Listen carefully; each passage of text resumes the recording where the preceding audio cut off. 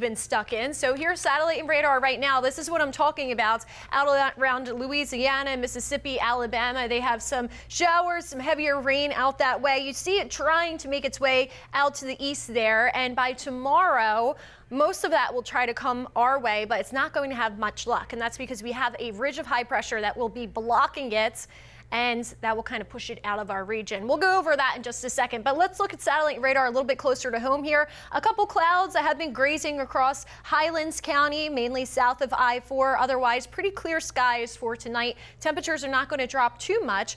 In fact, right now we're sitting just below 70 degrees. I say that's pretty nice. Crystal River's a little bit cooler at 57. We have Dade City at 64, Clearwater and Newport Richey sitting at 61. Finally, we're a little bit warmer than the Gulf, right? For a while, we were sitting way colder than the Gulf of Mexico there.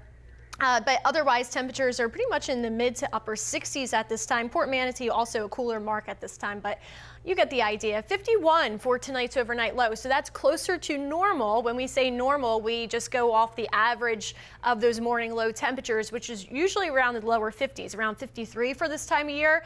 And again, we have those mostly clear skies with a light wind coming in from the east. For tomorrow, back in the 70s, so 71 for that daytime high. We will have partly sunny conditions. Again, a couple clouds will try to move over, but I think most of us will have just enough sunshine to enjoy the day, and the humidity stays pretty low as well. So it will be another winning afternoon here.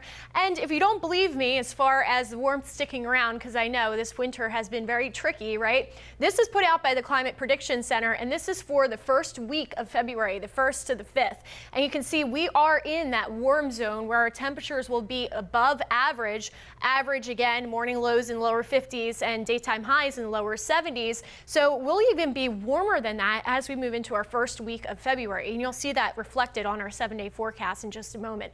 As we look at the European model, again, here's all that rain that's out to the northwest of us. This is going to try to approach our area, but again, it falls apart because we have some drier air in place, kind of pushing it out of the way. Now, that's not to say that closer to the panhandle they will have showers. They absolutely will. But anybody that's around Tampa Bay, maybe you'll see a couple clouds, maybe a raindrop, but for the most part, we will be drier. And that, again, this is associated with a very weak front, and it is going to try to move through around Monday, Tuesday timeline, but we won't get much out of it down here in Tampa. As we look at our 7-day forecast for the next couple of days, we're on this warming trend. Temperatures start off close to normal for tomorrow, Tuesday, Wednesday. That's how we should feel. But then look at this. As we move into the end of next week, our first week of, or going into our first week of February, that's where those upper 70 and lower 80 degree temperatures are sitting. So Saturday is the first day of February, right? And you just saw that Climate Prediction Center map. So